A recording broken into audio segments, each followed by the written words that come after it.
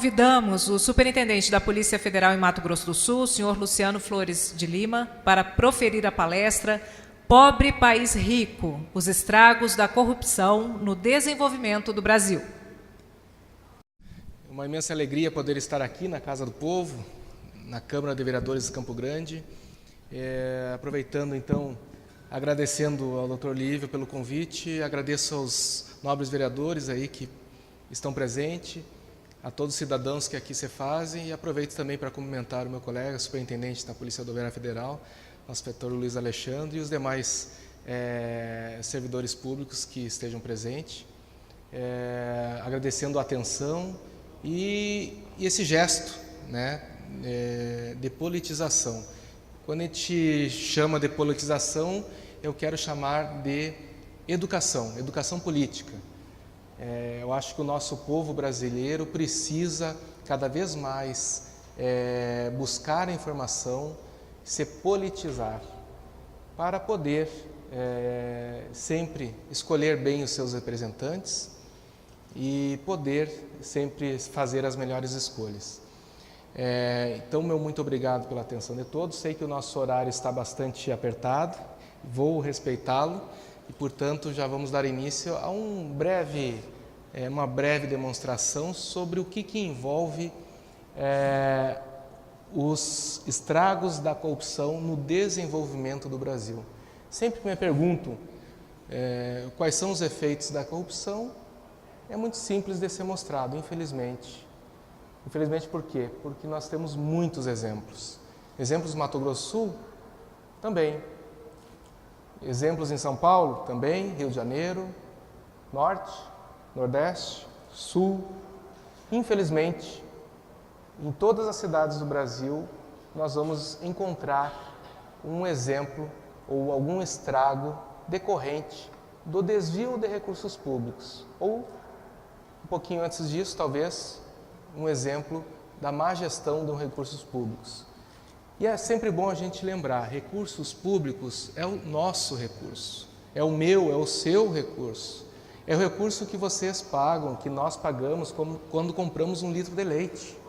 É aquela parte de tributo que a gente paga quando abastece o carro, quando compra o arroz e o feijão. É tudo isso, do IPTU, da taxa de lixo, enfim, tudo isso que a gente paga são os recursos públicos que nós entregamos para alguém gerir. E quando a gente entrega esses nossos gestores, a gente espera que eles façam o melhor uso possível. Por quê? Porque o melhor uso possível é para nós mesmos. Em forma de quê? Principalmente educação, saúde e segurança pública. E como é que está isso? O que acontece quando ocorre corrupção? A corrupção, ela é um assassino silencioso. A corrupção mata. Ela bate na nossa porta em forma de hospital que não tem recurso para curar a nossa doença, para salvar o nosso familiar quando ele precisa de uma UTI ou de um medicamento ou de um equipamento que o Estado, quando eu falo Estado, é Estado com a letra maiúscula, ou seja, o Estado todo, seja governo federal, municipal, estadual, que são os responsáveis, por exemplo, pelo sistema de saúde, não tem condição de fazer um exame no momento em que a pessoa, por exemplo, foi acidentada e poder levá-la à cirurgia, sabendo o que exatamente tem que ser trabalhado, tem que ser consertado, entre aspas, naquele paciente. E isso nós vemos no nosso dia a dia. O que mais? O PIB do Brasil em 2016 foi de 6,26 trilhões de reais. Então, o ano 2017 foi um pouquinho mais, 2018 certamente será um pouquinho mais, ou em razão de algumas deflações, da crise econômica, vai se manter mais ou menos nesse nível. Os estudos de órgãos internacionais, inclusive, de combate à criminalidade mundial, de combate à corrupção, dizem 2% dos recursos públicos são objeto de corrupção. No PIB do Brasil, seguramente, 125 bilhões de reais, infelizmente, são desviados da sua finalidade e vão para o bolso de corruptos. Sejam eles da iniciativa privada, donos de empresas, por exemplo, que contratam com serviço público, ou de agentes públicos que superfaturam contratos públicos para receber propina em troca disso. Ou por diversas outras, eu passaria aqui a tarde toda falando para os senhores, tipologias de corrupção, formas dos agentes públicos se corromperem e desviarem aquele recurso que era para ir para a saúde, educação, enfim, em troca de propina. O crime organizado, segundo alguns organismos internacionais, ainda é mais alto, é 5% de todo o dinheiro que tramita no mundo, ele é fruto do crime organizado. Então, se nós temos 126 bilhões só de corrupção, 5%, ou seja, praticamente 300 bilhões de reais é o que o crime organizado fatura no Brasil apenas. Em 2010, vejam que eu estou trazendo exemplos não de 2018, mas são exemplos concretos, são dados que eu tive um pouco mais de facilidade para obter e trazer para os senhores, dados reais. A Fiesp divulgou um estudo e calculou o custo médio da corrupção no Brasil em valores de 2008. Então, se em 2018 fosse feito e está sendo feito esse estudo, vai ser sobre 2016 ou 2017. Mas, enfim, lá em 2008, o nosso PIB era bem melhor que os 6,26 trilhões de reais atuais. Então, nós estamos... bom, a gente costuma ouvir superfaturamento de números, né? Então, aqui eu estou subfaturando, é um número bem abaixo. Eu não estou sendo nada exagerado, eu estou sendo bem digamos assim, cauteloso. Em 2008, segundo a Fiesp, foi objeto de corrupção, de desvio de recurso, entre 41 bilhões e 69 bilhões de reais em contratos públicos. O que isso significa? Se a gente pegar o mínimo disso, olha que eu já estou fazendo um PIB bem abaixo do atual, esses 41 bilhões, se fosse aplicado em educação, poderia render mais 16,4 milhões de alunos. Então, quando uma escola pública possui um número X de alunos, que é dado a abertura de vagas para o ensino público, só com essa verba desviada em 2008, financiaria no ano seguinte um aumento de 48% do número de alunos que poderiam ser atendidos no sistema público de educação. Mesmo que a gente não aumentasse o número de alunos, imagine o quanto nós poderíamos agregar na qualidade da educação, quanto nós poderíamos agregar no ensino integral com uma alimentação mais saudável que a atual aos nossos alunos. Que ao invés de ter, por exemplo, um turno só, em alguns estados do Brasil é assim, estariam o dia todo na escola, praticando e desenvolvendo, por exemplo, um esporte, ou uma escola técnica. Na saúde, nós aumentaríamos 327 mil novos leitos. Isso corresponde a 89% dos leitos disponíveis hoje no Brasil. 89% seriam aumentados. Mais uma vez, se o número estivesse bom, nós poderíamos quase dobrar a qualidade de atendimento na saúde no Brasil. Um estudo agora da Controladoria Geral da União, feito em 2010. Vocês sabem que todo ano, pelo menos em 2010 foi 120 municípios, são sorteados para serem fiscalizados pela Controladoria Geral da União. O que isso significa? Que auditores da CGU se deslocam até aquele município e verificam as contas a regularidade das contas municipal. Se as licitações que foram feitas estão de acordo com a lei, se os preços praticados, adquiridos, estão de acordo com uma tabela que você tem como razoável para aquela região. 120 municípios do ano de 2010, 110, ou seja, 91,66%, apresentaram irregularidades nos seus contratos públicos. De acordo com o relatório da CGU daquele ano, as irregularidades ou ilícitos ocorridos nos municípios brasileiros estão, na maioria dos casos, ligados ao desvio de verbas destinadas à educação, saúde e infraestrutura. Ou seja, a maioria daqueles 91% dos municípios que tinham suas contas que tiveram suas contas não aprovadas, tiveram irregularidade, foi justamente com verbas da saúde, educação e infraestrutura. E aí, quando a gente vê na televisão uma matéria mostrando que as crianças precisam pegar uma canoa para atravessar um rio, ou, inclusive, às vezes precisam nadar para atravessar o rio para poder estudar na escola que fica separada daquela comunidade por um rio que sequer tem uma ponte para que o cidadão possa passar, sem risco à sua vida. Aí nós lembramos desses números aqui.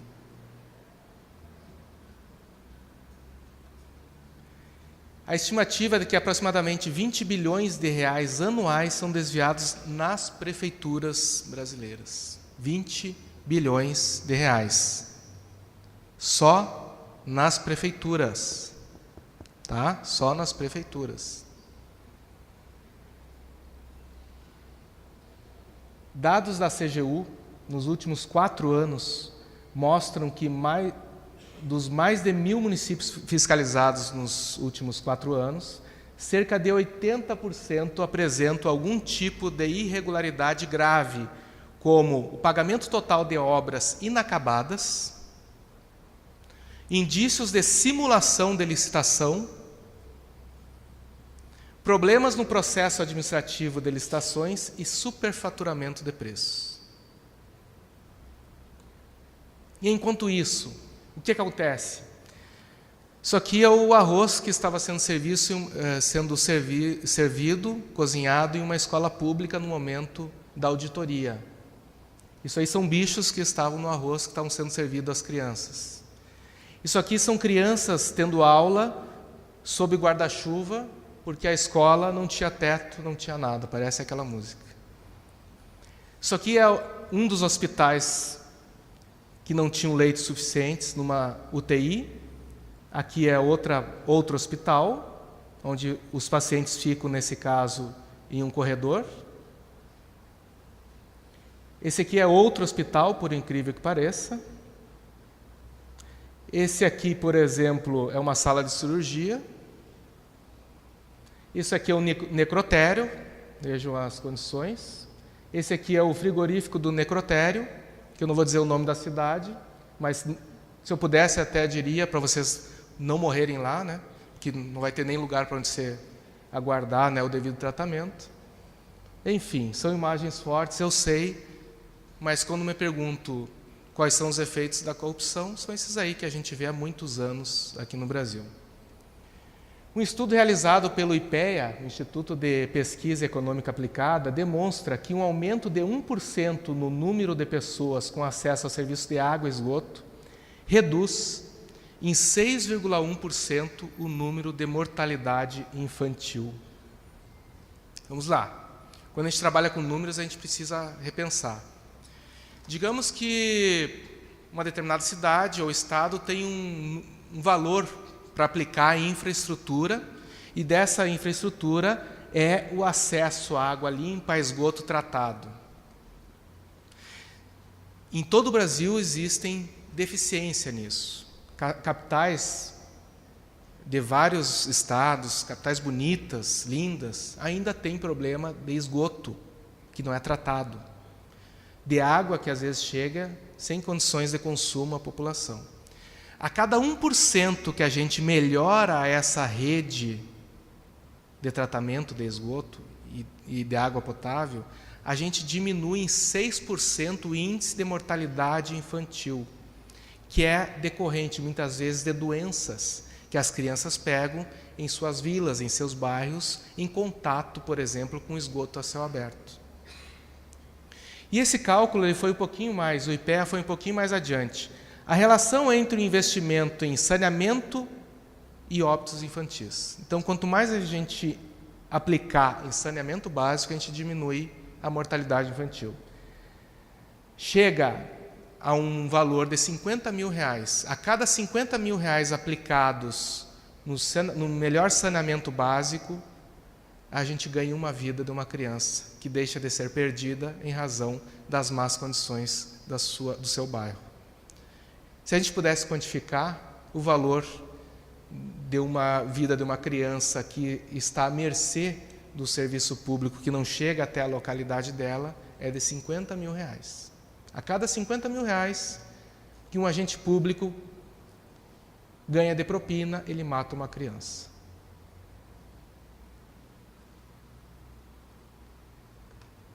Bom, pessoal, enquanto isso, as nossas operações Brasil afora apreendem isso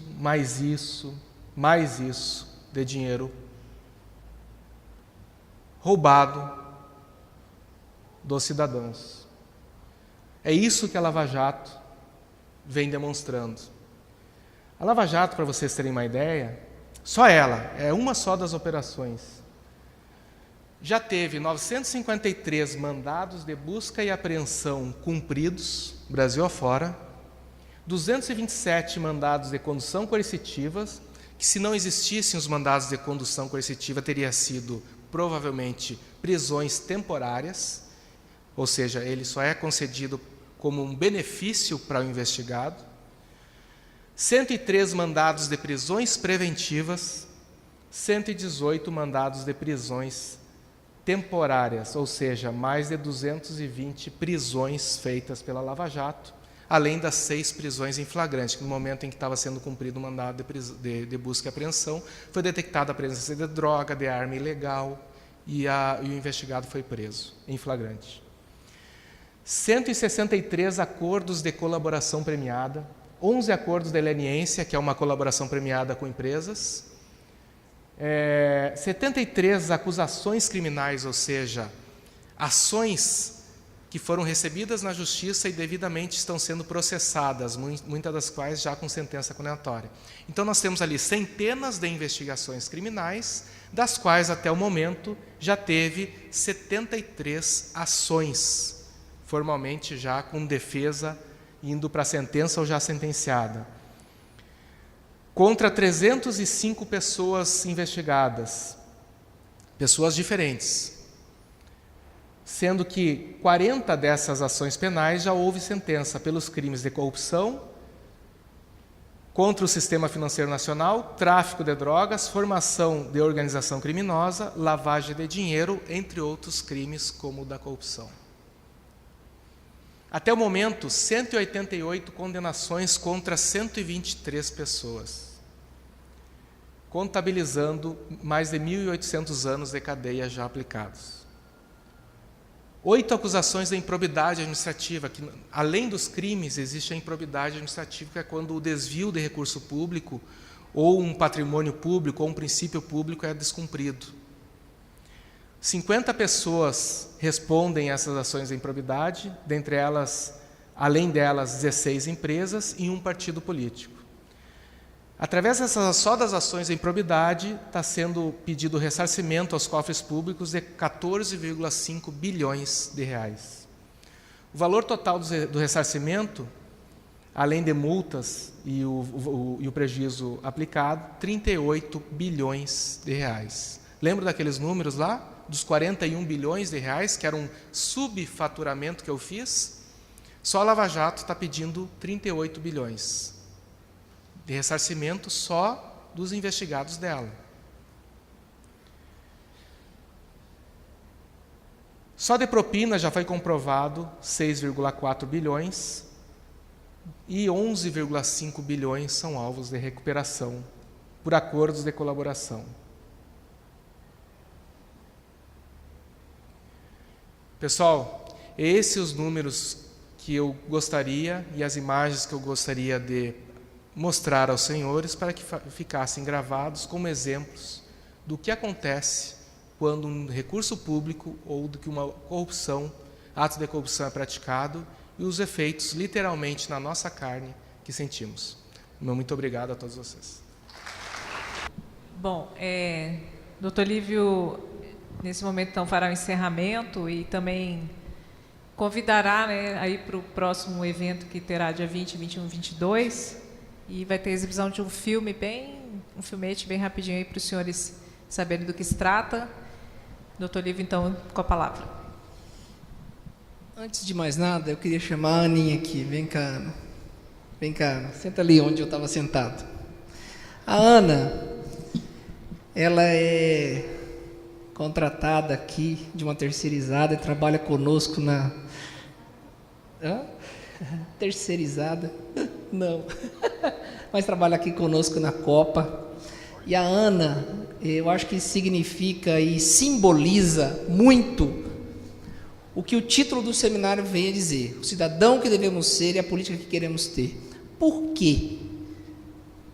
É a questão do se apropriar, de tudo que a Gisele disse, do se apropriar da questão de ser cidadão e se interagir com tudo que está acontecendo ao nosso redor. Por que eu estou falando isso? Porque a Ana, na sua simplicidade, perguntou para alguns funcionários aqui da Câmara se ela poderia participar do seminário.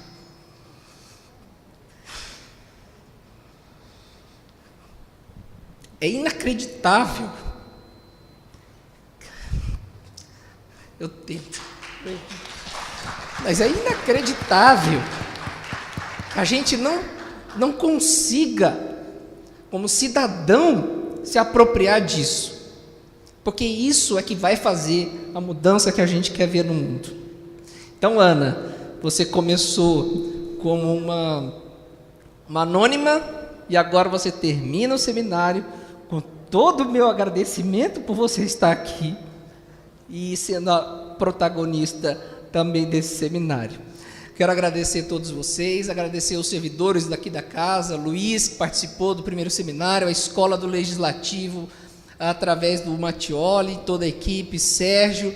Nós pedimos a licença do cerimonial para que transformássemos isso não em algo mais solene, mas sim em algo informal. Nos perdoem aí por algumas falhas técnicas, né? Agradecer toda a equipe do gabinete que se empenhou imensamente, agradecer a vocês que contribuíram brilhantemente para a formação de mais cidadãos conscientes. E ali seja você a mudança que quer ver do mundo do nosso amado Gandhi. Isso traduz tudo o que nós necessitamos ser como cidadãos, em todas as áreas, tá? Muito obrigado.